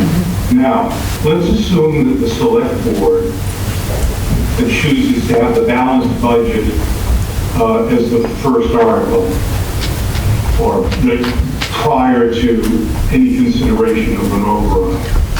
If I'm a resident and I'm there and I want the override, do I vote yes or no on the balanced budget? I think one of the problems is we're asking a lot of hypotheticals, but and I will review this with the town moderator, but I think, and I'll look at the way they did it in 2010, but I think in theory, you could just have a single vote at that bottom line with the second half of it being a contingent vote. But it could go either way. And to answer your question, my recommendation would be, as a voter, you would vote yes for the base budget, and then you would also vote yes on the addition if you wanted to add it back in. I think clarification of that's important because as the socialization takes place, people may interpret that very differently. They may say, I don't want the balanced budget, I want the override, so I'm voting no. And some people will say, no, we gotta have something to fall back on. So I think that's an important clarification. The next question, and I'm almost done, is I think what I heard was both the municipal and the school superintendent and the town administrator will submit both a balanced budget and a recommended budget. Is that correct? That they present their balanced budget? Yes. Okay. So they need some guidance on what level, I guess they add whatever the increase is over previous base budget to come up with their balanced budget. Is that correct? Yeah, that sounds good. Yeah, there's a lot, like John said, Glenn, there's a lot of nuance in the question. A lot of things can happen. I think the most likely scenario is that the balanced budget is the budget that will be, that the deficit that is shown in a balanced budget would be made up in the override. I think that's a likely scenario. I can't say it will happen, but I think it's a likely scenario. And then that override might include something additional we don't know yet. The school department needs to know, do they have to cut 35 people, 25 people, 40 people in order to achieve a balanced budget? Right. They need to be able to articulate that, so they need to know at what level they're going to put their balanced budget together. So one of the things that we're determining and working on here in the next, 3 to 5 weeks, 2 to 4 weeks. George, sorry. 6 weeks. Yeah, 3 weeks. One of the things, Glenn, one of the things that we're working on is trying to determine the appropriate next steps.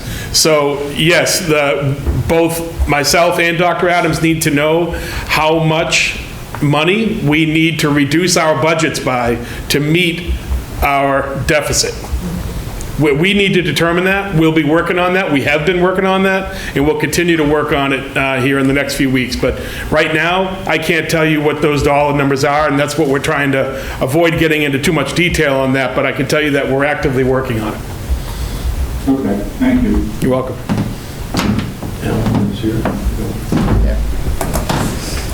Thank you, Glenn. Yeah, I see Al, yeah. Al, do you have any questions? No, I'm sorry. Okay, good to see you. Any members of the public, any other members of the public have any questions or comments?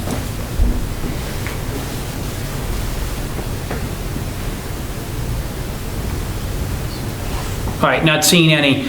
Just one last trip around the room. Any other board members have any questions or comments? Michelle, go ahead. Thank you. Yeah. Thank you.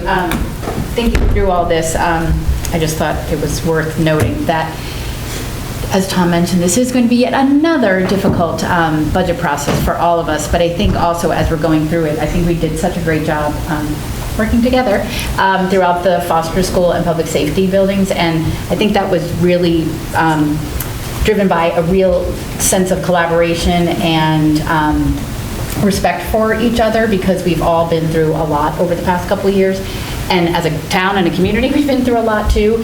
And I think as I'm just thinking through this budget process, that as much work as it is for us, it's going to be a lot for the community to take on, right? For the people who work here in particular, right? They're going to hear a lot of scary words like budget cuts and staff reductions. So I think as we're going through, we just have to keep that collaborative spirit going and be positive, and to make sure that everyone in the community knows that every person in this room and in this town hall has their best interests at heart, and we're going to work very hard to make sure we get to the right conclusion at the end of this process. Michelle, thank you. All right, before I adjourn the meeting, I do want to say a couple things, if I could just have a couple minutes. As Michelle pointed out, town meeting was tremendous success, and we had great success this fall. We accomplished tremendous something tremendous, and it was certainly attributed to everybody in this room. You know, we passed the largest debt exclusion in the town's history. And the fact that this community came together to support our schools and our town employees was pretty awesome. It was amazing, actually. I don't think I've ever seen a town meeting vote with only 2 dissensions ever. And then a week later, we had a strong result at the ballot for both projects. It's wonderful, really wonderful, you know, that we did that. The community did that. But unfortunately, the afterglow of those moments was kind of short-lived. You know, we've had a tough couple weeks. And, you know, 48 years of living in this town, I've learned 2 things. That this community is resilient and that we care about each other. You know, I think we all can say that, you know, we've seen this community come together when someone's house is burnt down. Or, you know, I've seen tragically a parent die. And all of us have seen this. Within days of that, we've seen this town raise hundreds of thousands of dollars to create a scholarship for a family. It's really amazing. And I know everybody at this table, and I've seen all of us come together to contribute to that. It's unbelievable what we do here. We care about each other. And we're about to approach the holiday season now. And for many of us, it's probably the most joyous time of the year. But it isn't for everybody. For many people, it's a real challenging time of year. So as we go into the next couple of weeks, I'd ask everybody to take some extra time to look after your neighbors. And for those in our community that need help, I just want to remind everybody that we have put resources in place that provide help for people. And I'd encourage people to avail themselves of those resources. If you need help, you're not alone. Please take advantage of those resources. Know that you're not alone and that we want to help. So please think of that over the next couple of weeks. So with that, I would take a motion to adjourn the select board. I'll make a motion to adjourn. I'd second that. By roll call, Liz? Aye. Joe? Aye. Michelle? I'll take a motion to adjourn the school committee meeting. I'll make a motion to adjourn the school committee meeting. Second? I will second. All those in favor? Aye. You're adjourned as well. George. And we will go into recess for about 10 minutes because we have more work to do. So, all right, all. Thank you for some excellent questions. I know this process is confusing. It is, in my 6 years, it's the most confusing that it's ever been.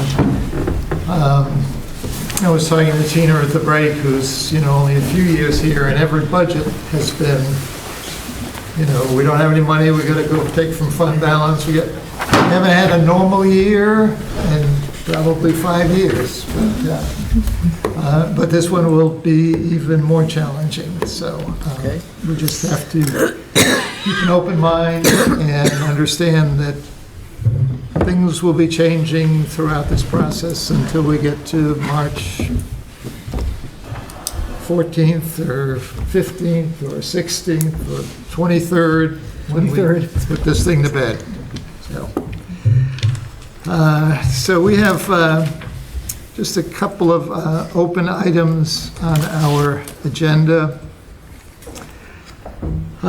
So one of the things we talked about last time was sort of having a uniform approach to bringing these budgets before us. And Andy was kind enough to put down on paper his process for going through the library budget last time. I sent it all out to everybody.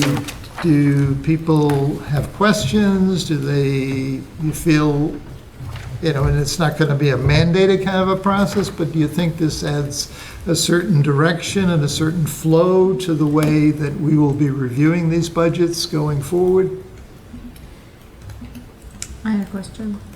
Okay. I loved what you put together, Andy, but the one part that I felt I didn't quite understand was how we were incorporating in the department heads into the conversation and the presentation. That's going to be a little tricky this year. I left that out of my script, but I usually start by introducing the department head.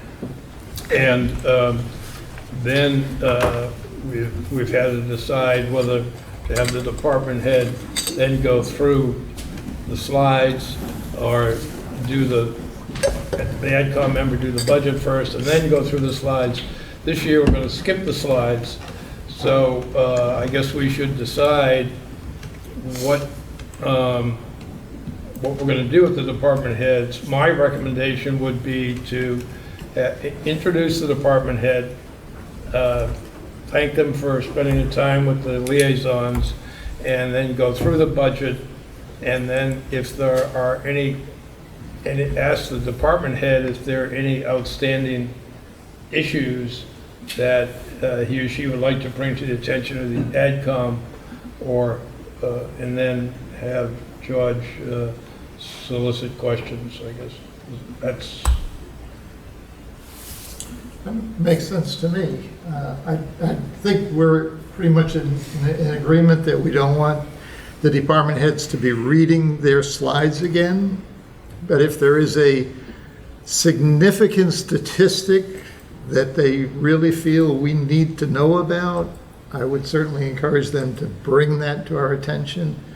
But it would be on the exception type basis. I would suggest, that I don't want to shortchange the department head, but I don't want to give them 6 minutes to fill airtime with stuff that we've already read through. So I'm in favor of what Andy's suggesting here. We turn it over to them at the end, and we say, if there's something of particular significance that you think needs to be brought to our attention, please do. And presumably, we would vet that in our own meeting with the department head. Sure. First. Yep. I don't think the yellow highlighting came out on what. Yeah, it did. Oh, it did, okay. I just want to highlight the small things that weren't worth mentioning. Yeah. Thank you, Judge. Okay. I have a question. Wait a second, Joe. Daveline had her hand up first. So I don't disagree with that approach, but I do think that some budgets are more complicated than others, and so more complicated budgets might need to involve, like I think about with police and fire, for example, which have a lot of personnel and a lot of issues, there might be more of a need to ask more specific questions. I mean, there are in our individual meetings or our group meetings, but even when we come here, we might need them to explain something. I mean, because I'm just thinking they can explain their personnel need better than I can. Mm-hmm. So I think there are things that we might need to do. The one question I wonder about is just, because this is a year where we're looking at override and we're looking at what is not being met in people's, it hasn't been met in people's budgets. I'd really be interested from each department as to what are we not addressing in their budget? What are they not addressing? I mean, they're getting, I don't know, maybe I'm not making sense, but I think this is a year we should also be in tune with what we might be losing because somebody can't put it in their budget, and we should be aware of that. So, and maybe that becomes part of our thinking through how we continue over the next few years. So I just throw that out there.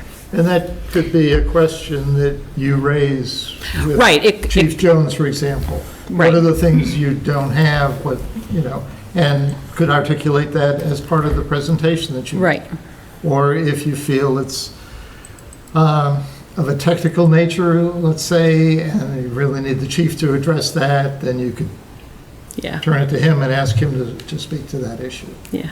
I guess I'm just advocating for a little bit of flexibility based on what the budgets are in the total, when we're looking at several $1 million budgets as opposed to the, the $3,500 or whatever for the South Shore Women's Center. It's I'm not going to bang the gavel down on the chief when he's talking. So. Yeah, it's never a good idea. They have pretty big budgets, too. They have big budgets. Well, they do, and they have... But I don't need to know how many ambulance calls they made. Right, although if they made, if they made Murphy said 20% more this maybe- year, maybe we need to know that. Maybe we need to know. So that's, and that's what I'm, Why we need more staffing is Right. because, here's the trajectory of ambulance calls over the last 5 years. yeah. So, yep, absolutely. Joe, you had a question? Yeah, it's on the process within the departments, in that I would think that the department heads that we're talking about drive the actual creation of the budget within their own departments. That's correct. That they actually do the manual labor to get all the numbers on one piece of paper and all added up and so on. Is that how it's done? Well, they may have help doing it, but essentially the budget comes from the department head, right? Okay. And so, I'll go back to the term that was used here this evening of a budget for level services, all right? I mean, that's kind of the cornerstone of the whole process here, is to get that budget for level services. They should be able to articulate answers to any questions we may have about what is in the level services, right? That's correct. I mean, so that would be their kind of contribution to the review process, is to be there to kind of give a verbal narrative to how these budgets were created, right? Sure. Okay. Somebody else, Brenda? Are we, as the liaisons, going to be informing the department heads that we will be reading their slides, information in advance, and we don't want them to present them? Or is that something that's going to be done at the level of Tom filling them in? Just of what should we expect, because we're going to be dealing with a bunch of individuals. So as a team leader or as the liaison for a particular budget, when you meet with that department head, you can very politely explain to them that AdCom has been provided with all of those slides, all of the statistics, and that, we fully expect that AdCom members would have read through those slides. And so, in the past, we have had some people read those slides to us, but, we're... Not some, I think 99%. It's we're been the practice, so we're about to change the practice, so, okay. And I, to their defense, I don't think anybody ever said what they're supposed to do with those slides. So some of them come in here and they say, well, I got to read all this stuff. And now we're saying, well, wait a minute, we respect your time, and you respect our time, and we've read the information you've put together, and, your department does a wonderful job. We're not trying to shortchange it in any way, but I can read the information that you have provided, and, there's no need for you to read it to me again. And as you know, sometimes we get year-old information. Yeah. And do we know whether Tom has changed his outline of what it is that he wants the department heads to cover in the slides? Because I do not know that. Okay, so would that be of use to have a conversation about, just in terms of the department heads know this is going to be their opportunity to communicate what they believe is going on in their department, is their slides, and... Tom knows my preference is not to have the department heads read the slides to us. He's been told that. So, and I can reinforce that with him.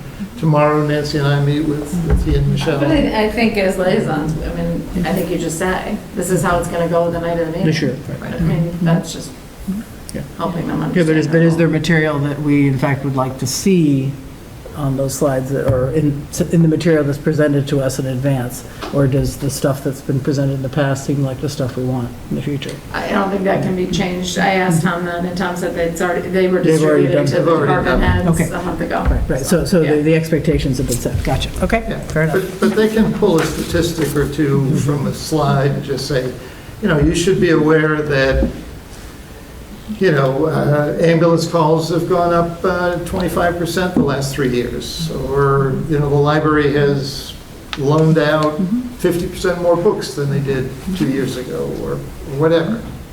So, okay. it's more of a comment. I think, if we're not having them walk through it in detail, which I'm aligned with the process we talked about, I think it's just more on us to ensure that we're kind of acting like a high-performing team and doing our work ahead of time to review the slides and prepare with questions. I know I'll even admit to it myself, when they're walking through it, it gives me the opportunity to digest and come up with the questions during the meeting, and we should just make sure that we're preparing ahead of time, if that's not going to be the case this time. Okay. And I might suggest that we not say it to us, we don't need you to read it to us, because there is an edge to that sounds like you've really been annoying us in the past years by reading to us. And maybe that's true, but I think it feels a little demeaning, and I know you don't mean it that way. It's just that it's a better process for us to have done the work beforehand. And I think if we put it in that framework, that's good. No? Okay. I'm just smiling. Okay. None of that. All right. Further questions, comments, or? Aren't you gonna miss it? I think just for comment, I mean, I'm not doing them this year, but I think in the past, when you got to the meeting, you had previously met with the liaison, then when we got to the meeting in front of everyone, it was a little unclear on both sides, I think, and people did it differently of who spoke first. Right. So if they spoke first, they were gonna read all the slides. If you took over and said, this was the summary of everything, do you have anything you wanna add? It could have prevented that whole thing, but there was no standardization of that. So I think they probably didn't know what they were supposed to do going into the meeting either. Yeah, so if they know they're there mainly to answer questions that we might have that I didn't think of when I met with them and didn't present, then it just makes it easier for them too. Right. Okay. Liaison reports. Does anyone have a liaison report? I know, Andy, you had a couple you wanted to mention. I guess as I thought about it, I guess my liaison report for the planning board is the same as it was last time. There will be 6, I think, 6 or 7 warrant articles to be initiated by the planning board. Most of them are, I think, of relatively minor significance. The big one, which will likely be controversial at town meeting, has to do with accessory dwelling units. With the changes that will be made or will be debated are as follows. First, the current bylaw permits attached accessory dwelling units to be occupied by persons having a familial relationship with the owner of the property. And the 3 major questions that will come up with the proposed amendment are, should, in addition to attached accessory dwelling units, should detached accessory residential dwelling units be permitted? Should the familial requirement for the occupants of the accessory dwelling unit be eliminated so they can effectively be rental units? And third, will the town permit new construction of detached accessory dwelling units if those are permitted? And that will probably promote significant debate. The others, as I say, are not terribly controversial. Okay, thank you. Kathy? Well, the Harbor Development Committee is not going to bring any requests for appropriation this year to town meeting for the preservation and improvement of the wharfs, because they have not received a firm estimate of what this project would cost. So they will be, at least at this moment, deferring any requests until the following year. Okay, thank you. Anybody else? I know. Okay. Sorry, go ahead, Nancy. Fight me for it. Nope. Right, Nancy? I always want to talk about ACES. So, ACES, the last meeting, I told you that Dr. Adams had suggested that Dr. Adams told us that the Mass General School, whatever, has said that to expect a 14% increase for out-of-district placement costs in this year's budget season. And she said that that was going to impact the budget by about $500,000, which seemed very high. So I requested from Aisha a breakdown of that. And she did send back to tell me that next year the total tuitions for out-of-district are just shy of $4 million, which is an increase from the budgeted number. That we will get back just over $2 million between the circuit breaker grant and the IDA grant. So that leaves us at about $1.6 million would be the additional cost, which at 14% is going to be $553,597. And that's without another kid moving into district that needs. It sounds to me like one or two, yeah. So the 14%, that's a statewide estimate? The state, so I get, yeah, this is new to me, Sarah. I've never heard this before, but they give guidance to all of the districts on what they're seeing as trends for out-of-district placement costs. And so at the state level, they're saying it's going to be 14%. It's, Is that a huge jump year over year?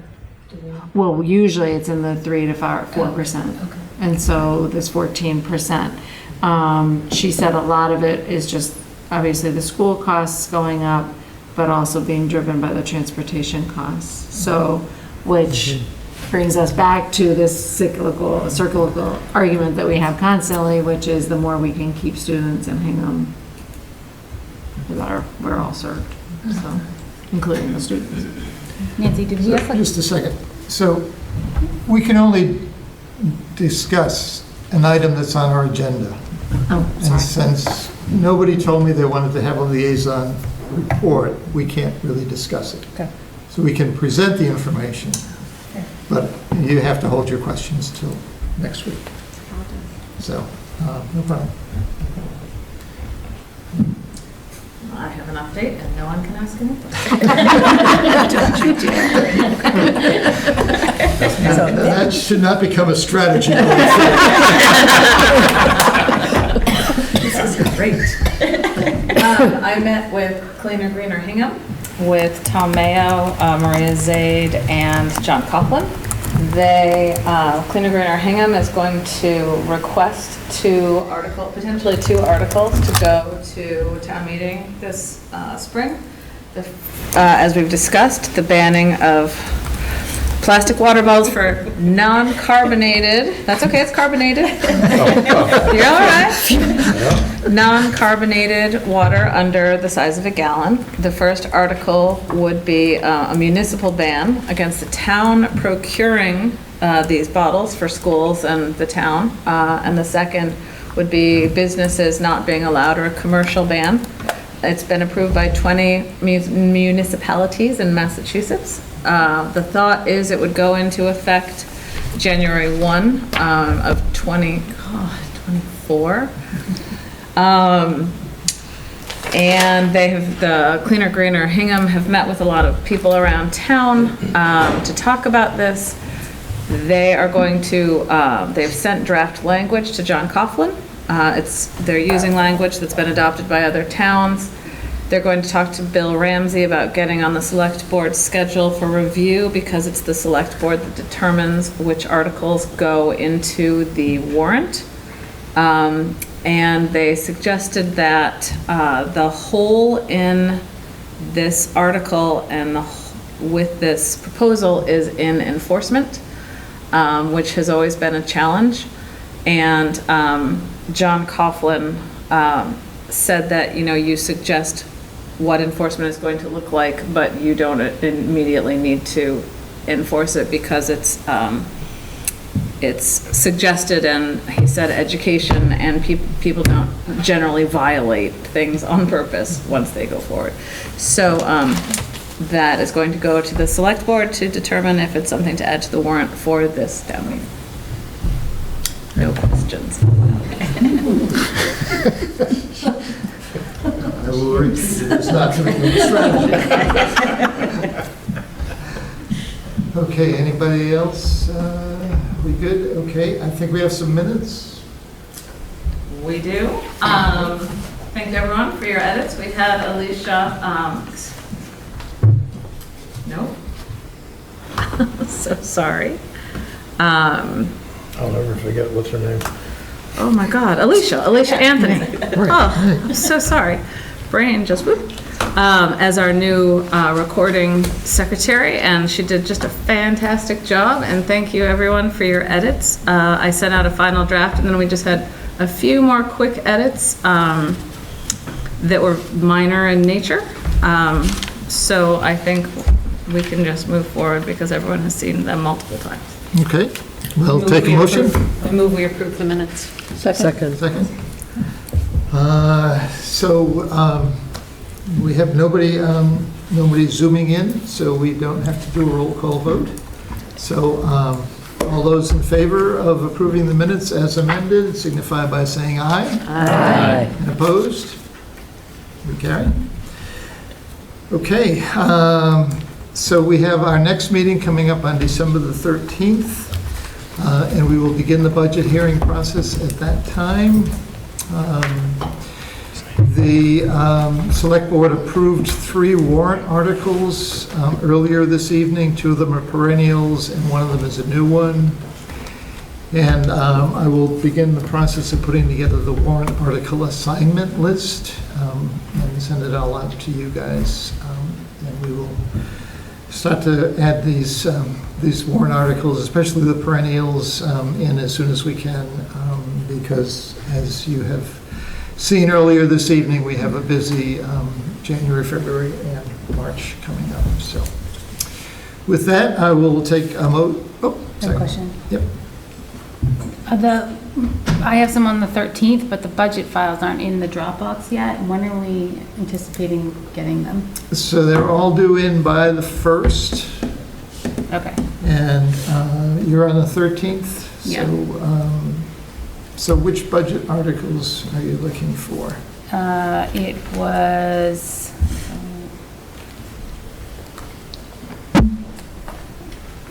I have elder services, the one that I had. It wasn't in there. I don't think veteran services in there.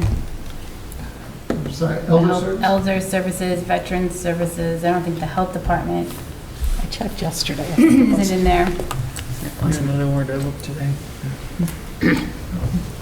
Okay, we'll ask tomorrow where they stand with that process. But I know Michelle has been putting, she's put a number of budget packages into the Dropbox already, so, and they know our schedule, and they have promised to work diligently to help us out. So. Kind of a housekeeping comment. Yep. Andy, Kathy, General Governments, I just saw an email from you and Tina that our 12-13 budgets are being moved to, I think, January 3rd because of somebody having surgery, so. Right. So just so you know, 12-13 ones are moved to. Right. Right, we had to switch with DPW. Let me check that email. I don't want to screw it up on you, George. Because I think I was on it, but my whole team was not. That was me.